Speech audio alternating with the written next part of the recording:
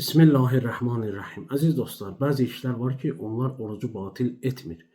Ağzı yaxalamaq da orucu batil eləməz. Dişləri fırçalamaq orucu batil eləməz. Diş həkiminə də getmək olar oruc halında, amma yəqinin olsun ki, boğazına su getməyəcək. Ətir vurmaq orucu batil eləməz. İnsan ətirlənə bilər orucluq ayında.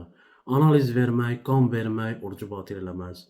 Müalicə iynələrindən istifadə eləmək orucu batil etmir. Əgər vitamin və qidalandırıcı iynə sistem olsa, orucu batil edir. Amma qidalandırıcı və vitamin D isə orucu batil etmir.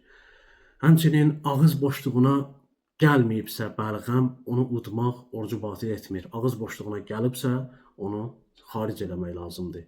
Həmçinin müxtəlif kremlərdən, yağlardan istifadə eləmək də orucu batil eləməz. Dırnaq tutmaq, saç qırxdırmaq, onlar orucu batil etmir. Çimmək orucu batil etmir. İnsan çimə bilər, sadəcə başı tamamilə suya sala bilməz. Yəni, məsələn, bir qab olsun və yaxud dənizdə və yaxud hovuzda insan başını tamamilə suyun içərisinə salsa, onda orucu batil olar. İmsaka durmamaq orucu batil etmir. İmsaka durmaq müstəhəbdir. Bir insan imsaka durmadan da oruç tutursa, onun orucu düzdür və batil deyil. Və bir insanın yadından çıxa orucu batil edən işlərdən birini görsə, məsələn, yesə, içsə və yaxud qeyri-ixtiyari şəkildə ona qusmaq gəlsə və yaxud qeyri-ixtiyari şəkildə onun boynuna qusul gəlsə və yaxud qusmaq gəlsə, bunlar orucu batil etmir. Həmçinin gözə, qulağa, buruna dərman tökmək də əgər boğaza getməsə, orucu batil etmir.